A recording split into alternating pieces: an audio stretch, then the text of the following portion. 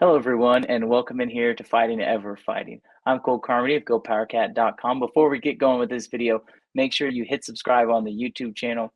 Leave a like if you like the video. Drop a comment as well. Don't forget to go subscribe to GoPowercat.com and wherever you get your podcasts.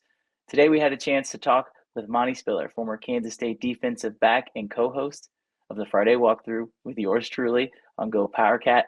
Great conversations about his time at Kansas State, and at the end, even a little preview of what the Wildcats might look like in 2023.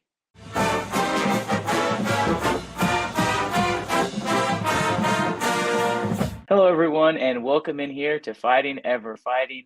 Our guest today is none other than former Kansas State defensive back and also co-host of GoPowercat's very own Friday Walkthrough, Monte Spiller. First of all, Monte, thanks for taking the time out of your day to do this with me.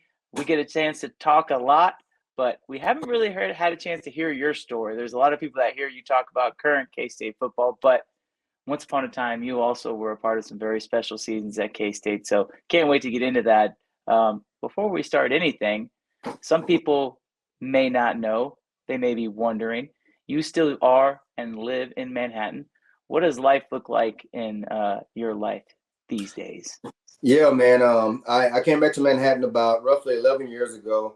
It's funny because the year when I graduated, I said, being a big city boy, I couldn't wait to get out of Manhattan and start living life. But, fast forward 2023, here I am. I'm loving it. I have two boys, a senior in high school, a freshman in high school, and I'm currently working at a retirement community full-time, which I love, which you asked me several years ago if I see myself doing that.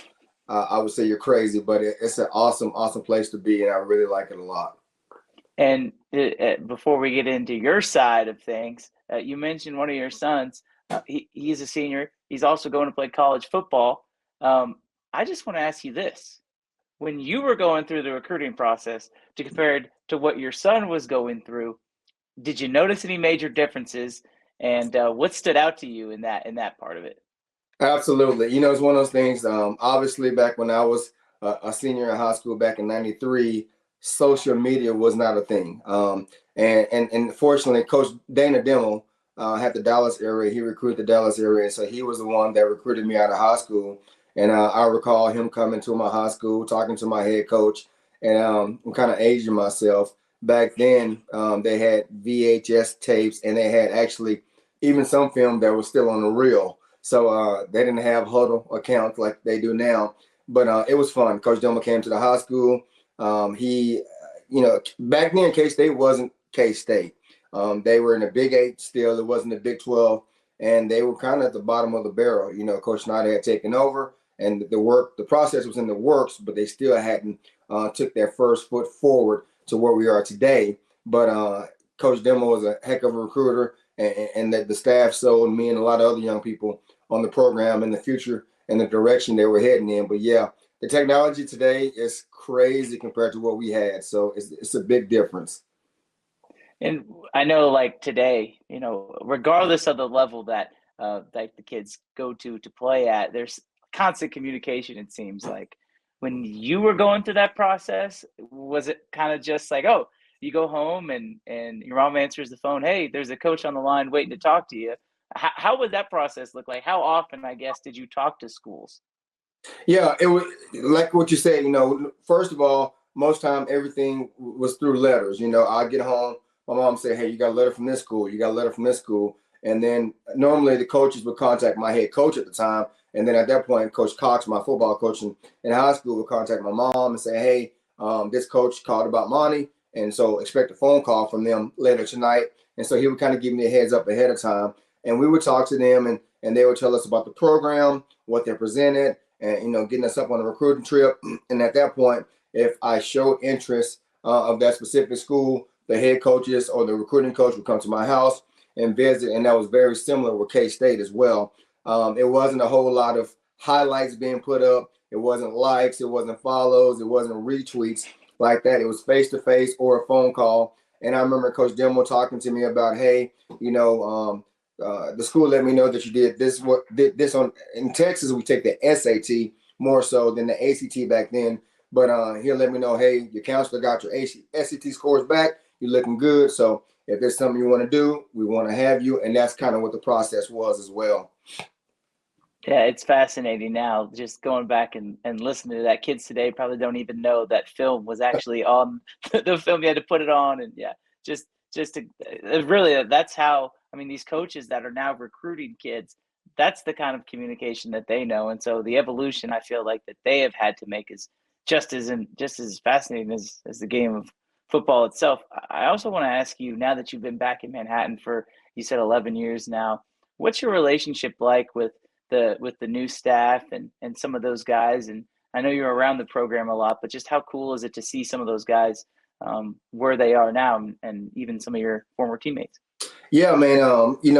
One thing about K-State, and we take pride in a lot, and I feel like Coach Snyder and his staff kind of branded the family motto in a lot of schools, along with Nike, kind of jumped on board after the fact, but it holds true. I would go up to the complex, watch practices. Coach Kleinman, Coach Clanderman, Coach Malone, a lot of those guys, they welcome me with open arms. They welcome my boys with open arms. They talk about what's going on. Joe Hall is a good buddy of mine. I have the privilege to coach one of his sons in football and play against my son, played against him as well, and in other sports. So, like I said, it's a big family. And the staff that we have in place here, it's the right staff. Obviously, winning makes a big difference, and winning the Big 12 was huge. But from a personal aspect, it's good to go up there. I can go up there and they'll talk to you about certain things. A lot of the support staff as well. Scott Eilert, he's still there. He was there when I was there. We worked out together a couple of times at the same gym. So it's good to be back in town. And it's like I left, but I didn't. And I still feel welcome there no matter what. And you touched on it a little bit, but I want to go back to your days before K-State down in Texas, and I know you talked a little bit about your recruiting, but what was that whole process like? Because you mentioned it at the time, K-State, while you were being recruited, had yet to be in a bowl game in years. Futility U, the Sports Illustrated cover, was still fairly new, about 2 or 3 years old at the time. What was your perception like of K-State before you mentioned, obviously, Coach Dimmel reached out to you and started recruiting you? Honestly, K-State was one, and I'm not sure why, but K-State was one of the last schools that came to my high school and recruited myself and two other guys on my team. It's funny because it's ironic how things work out.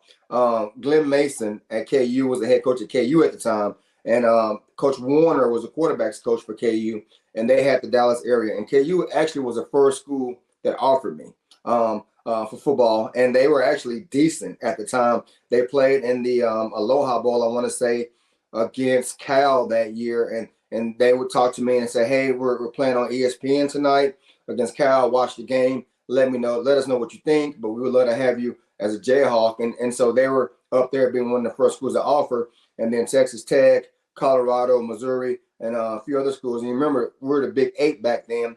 And me growing up in Texas, the Southwest Conference was more of a thing for us Texas kids than the Big Eight. And so a lot of schools from the Southwest Conference were also interested. But it's kind of ironic how KU was the first to offer and K-State was the last to offer.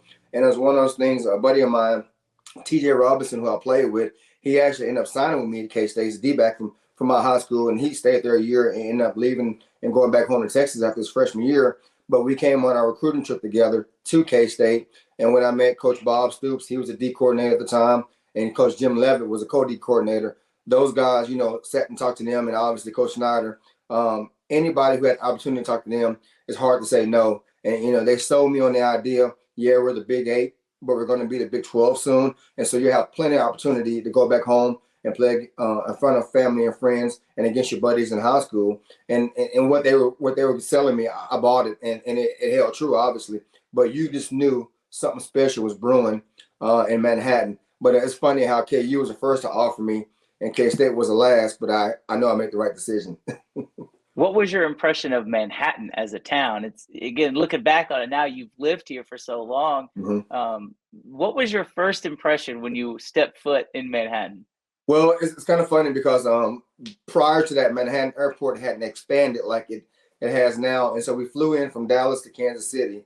And then Mike Stoops met us, all the recruits, in Kansas City Airport. And they put us on a smaller plane to fly us in to Manhattan. And it was in December when we came on our recruiting visit. And they flew us over the stadium, and it was snow on the ground. And it was myself, TJ, another young man from New Jersey, a couple other kids from Florida and California, and we were all looking at each other like, ain't no way we coming here, man. With the snow on the ground. But then when we got here, and just the welcoming nature of it was awesome. We went out for a little bit. We met some of the players. My host for my first night was Brian Cavanaugh, who was a former quarterback for us, and then Chuck Marlowe, who was a defensive back. He was also one of my hosts, and Chuck was awesome. He made me feel at home. He's a Cardinal Mooney guy from Ohio, and so he basically said, "Hey, something special going on." And the fact that I was a D-back and he was a D-back, and he goes, "If you want to be part of something special, come check it out." But it's one of those things where the community was embracing the team. They hadn't had a lot of success at that point, but you can tell the excitement was building with Coach Snyder, and the fact that the PowerCat logo. It's funny because now I look at it daily, but as a kid from Texas, I had never really seen that logo, and we all was like, "Man, that's a cool logo." And then me being from Dallas and a Cowboys fan, our uniforms were very similar to the Cowboys. That kind of played a role in it too. And I was like, that kind of like the Cowboys uniform. So that was awesome. But the community in Manhattan was awesome. It was cold, and I wasn't a big fan of it. But the coaches say, "Hey, it's 4 or 5 years of your life. Make the most of it. You can go wherever you want to go after the fact, but give it a chance." And so they kind of pushed that, and it worked. You talk about some of those coaches, and that's what I want to ask you about next, because I mean, that is a legendary staff with, I think I've talked about this before the show, 5 future head coaches on the staff between Mike Stoops, Bob Stoops, Jim Leavitt, Dana Dimmel, and obviously Mark Mangino. And then you throw in Bill Snyder. I mean, did you know at the time that those guys were going to be head coaches eventually? And just what was it like to work with those types of coaches?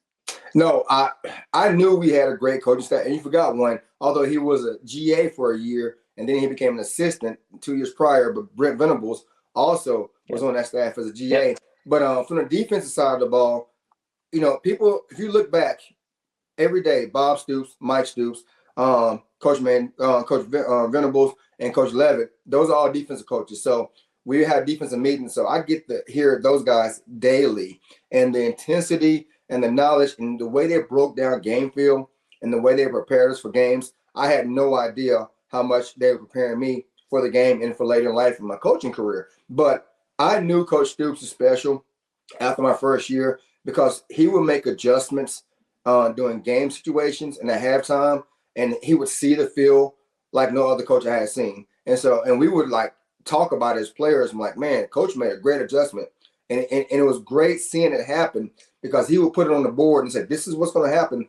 This is what you need to do." And sure enough, it would happen. And looking back now, offensive-wise as well, Coach Dimmel, Coach Mangino, the Max Sackers brothers were here as well, and a couple other guys I know I'm forgetting, Greg Peterson, all those guys were here. We had a great coaching staff. But when you have great coaches, other people want them. And obviously, the guys started leaving. And I'm happy for them. They had the opportunity to be great head coaches, and some of them are still in the game. So I had no idea how much of an impact they would have, but I knew we had some special dudes in our meeting rooms my time here in Manhattan. And that first year that you're there and you're redshirting, K-State goes to the Copper Bowl and, what is now seen as one of the biggest wins in program history. That season, did you kind of feel like you were stepping into a place where the momentum was starting to get rolling? And what was that season like, seeing those guys have success after putting in the 3 years of, just hard work? Man, it was awesome.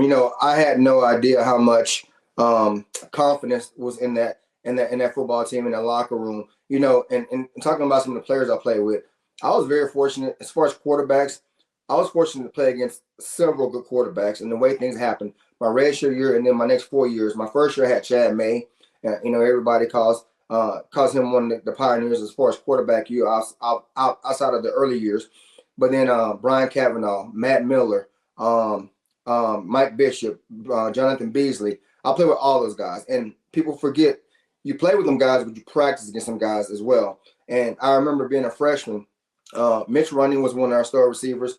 Tyson Swiger, Andre Coleman. My roommate for 1 year, Ron Brown, he was a JUCO transfer, so he's not a big of name, but he made his footprint as well. He was a heck of a receiver. But a lot of those guys were excellent receivers, and I got to go against them every day in practice. And Mitch Running, probably one of the best teammates I ever had. My first 2 months, he would roast me in practice.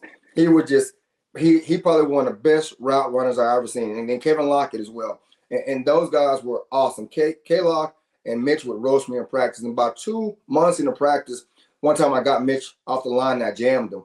And he came back to me and goes, "You've been in the weight room." I'm like, "Yeah, I have." He goes, "You ain't skinny Spiller anymore. You're getting a little strong." So, and I took it as a compliment because he recognized I was working hard. But those guys made me better. And the fact that they recognized me getting better gave me confidence. But that's the kind of team we had. And it was an awesome experience, man. I tell you what. The quarterbacks you mentioned that you played with that's actually incredible. I'm wondering, how many guys you'd probably be. There'd be a short list of guys who had been there for as long as you came in with you, stayed with you, that got a chance to be around all those quarterbacks. Right. It's impossible to rank them as far as talent wise. But do you remember, especially with Michael, just ever a time where you're like, oh, like this cat's kind of different? Yeah, man. Watching him when he came in, he came to watch a practice one time, a spring practice, and you can see the guy was put together pretty good. But just his presence, he was confident. And a lot of people will call it arrogance, but it was confident. And the fact that he chose K-State, the fact that Coach Snyder gave him an opportunity to be a quarterback with a dual threat. And a lot of times, I know it's been documented as a recent, but the Wildcat quarterback, Mike and our offense, they created the Wildcat offense. A lot of people don't realize that. They want to say Tim Tebow, some other guys. K-State, Mike Bishop, and that offense, Coach Snyder, Coach Hudson, they implemented that offense. And he basically made a dual threat quarterback popular and successful. And when Mike and our offense got rolling, every other team kind of copied what they were doing.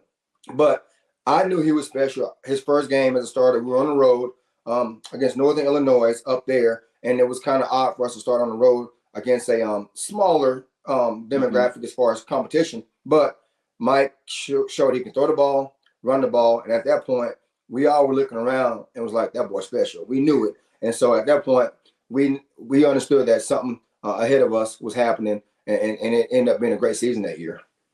Another guy I want to ask you about, and you mentioned playing on the road with Cincinnati joining the Big 12 this year. K-State will not be going up there this year, but hopefully they'll go up there soon. One game that has to stick out in your mind is the Cincinnati game and the Hail Mary, obviously, for you guys to win it there at the end. What was that game like, especially with the way that the season would end up with you guys having to go up there and playing against a Cincinnati team who was obviously a decent ball club, and Yeah. here we are in 2023, and they're still pretty good, and they're joining the Big 12. That's got to be pretty cool for you.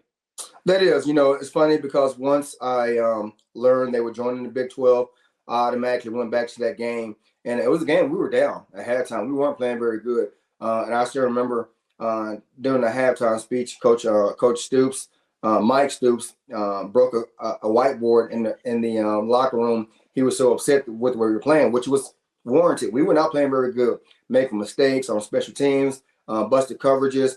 Offense wasn't moving the ball like we were capable.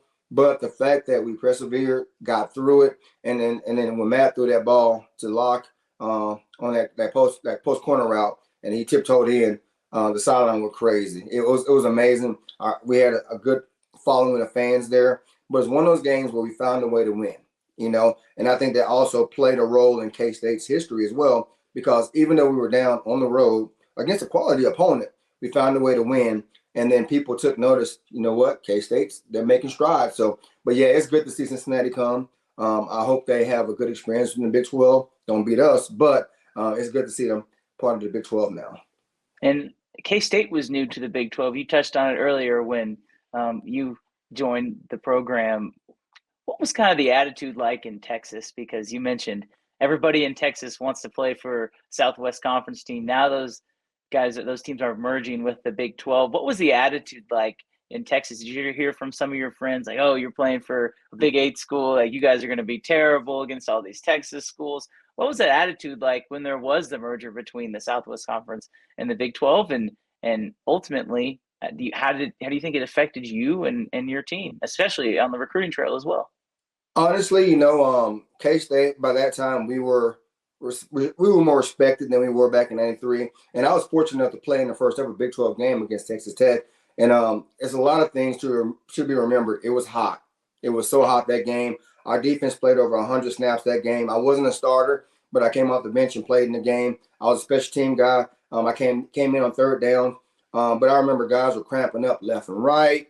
And Brian Hansport was the stud running back for Texas Tech. A lot of people don't remember him, but he was amazing running back. And Zebby Lethbridge was a quarterback who was also a dynamic dual threat quarterback also. And it was a battle, you know. But for me, being a Texas guy, to play against Texas Tech, the first ever Big 12 game, it was special. But honestly, I think that game gave us a lot more recognition in the state of Texas.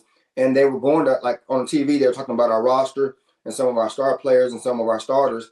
And there was a lot of Texas guys on there. And I think guys realized, you know what? I don't have to go to the UT.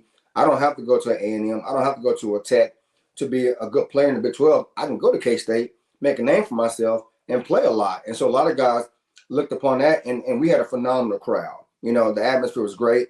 And I think a lot of even the Texas Tech fans were talking after the fact on how great of an environment it was, and they helped us significantly. So I was excited about it, especially because we got the win.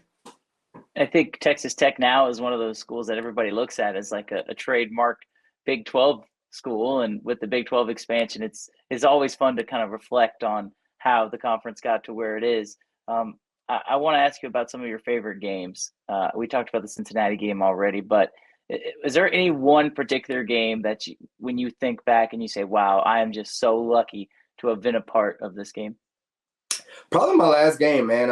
It was the Fiesta Bowl. I got hurt early in the year, ankle injury, and so it kind of limited my play late in the season. I actually hurt against Nebraska. I only lost that year in that, and I was kind of hit and miss. But the fact that we were in a bowl game, we were 11-1, ranked in the top 15, playing against Donovan McNabb, one of the better quarterbacks at Syracuse. And you know, I hate that we lost to Nebraska, but they were the eventual national champions that year. And if you're gonna lose a game on the road to a team, why not the national champions? But the fact that our team had came so far, and like Mike Bishop was our quarterback, Darnell McDonald, those guys were playing, Jeff Kelly, Semino, I can go on. You know all the names. We had so many star players and we had so many role players. And I was a role player, but I was okay with that because I understood that we were stacked with talent. And a lot of times going into my freshman year, we may have had 7 or 8 guys that were quote unquote stars. Now we had rosters full of stars on both sides of the ball. You know, even special teams, Martin Gramatica, David Allen, the return guys, you recognize the names. But the fact that my senior year was my class that we came in to win 11 games for the first time in K-State history.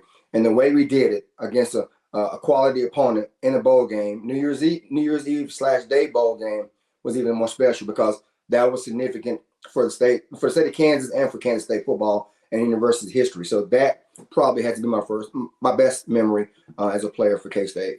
So when you guys are preparing for Syracuse and you're seeing Donovan McNabb, did you know that he would have as much success in the NFL as he ultimately ended up having? We knew he was good. We knew he was special because people forget he was a stud basketball player for Syracuse also, and we know he had a lot of draft talk about him. But it's funny because in our meeting rooms, we took it personal because some media outlets from the East Coast were talking about Donovan more than they were talking about Mike. And so we were like, okay, you think Donovan's better than Mike? We're going to show you. So we took it personal, you know, and I mean, obviously Mike showed out and he did his thing. But as a defense, we wanted to shut him down. And we pretty much controlled him the whole game. You know, Andre Rowe, he was a defensive lineman with us. He had a heck of a game. Darren Howard, he had a heck of a game. Damian McIntosh, all those guys were heck of a players, and they took it personal as a D-line, and the linebackers and our secondary took it personal too. So it was fun. And it's something that we went in saying, you know what, our quarterback is better than yours, and we're going to show you. I feel like whenever people think of K-State, they typically think of offense. And I mean, that's what Coach Snyder was. He was an offensive guy. They think of, the Michael Bishops, they think of the Colin Kleins, but the K-State defense has always been something that has been underrated, an underrated part of the program. And throughout the history of the Big 12, K-State has consistently been in the upper half of defense. Do you feel like that your group and the group before, maybe even the group before you, kind of set the mentality of we have to play differently if we want to beat teams because the defense has just always been a staple? Yeah, oh, without a doubt. It's funny you said that because when I came in to K State, you know, people recognize the most recent names, but and you've been knowing the history of it. Kenny McIntyre, Jamie Mendez, Kit Rawlins, Thomas Randolph, Joe Gordon, Mario Smith, Steve Hanks. All those guys were D-backs when I got here, and they were established and they were good players. They didn't get the recognition of some of the other guys because Colorado was good back then. You know, they were one of the dominant teams in the Big 12. Nebraska was good back then. But those guys brought us in and they showed us the way. And then Coach Stoops was our defensive back coach and Coach D coordinator, and Coach Levitt was the linebackers coach and Coach D coordinator. But they took everything personal. And it's funny because a lot of people are familiar with the lynch mob. That started with that group. In 93, and I remember specifically, we were watching film and Bob Stoops was like, man, that's a great play. You guys were like a mob all over. It was like 10 guys with the ball. And Jamie Mendez and Kenny Mack was like lynch mob. And that kind of stuck. And that's where it started. A lot of people don't realize that. So they kind of coined that and tabbed that mentality of the lynch mob defense. And I'm proud to say that it's back now. But that's something they looked into and went with that. So that defense, those guys that I just named, they are definitely pioneers for that defense side of the ball. So you're telling me that you were in the film room when the name, the lynch mob, Yep. was manifested? Yep. Coach Bobs would say you guys are mob, like a mob all over those boys. And Kenny Mack, Jamie Mendez, Thomas Randolph, they say, hey, and Steve Hanks, like, hey, like lynch mob. Yep.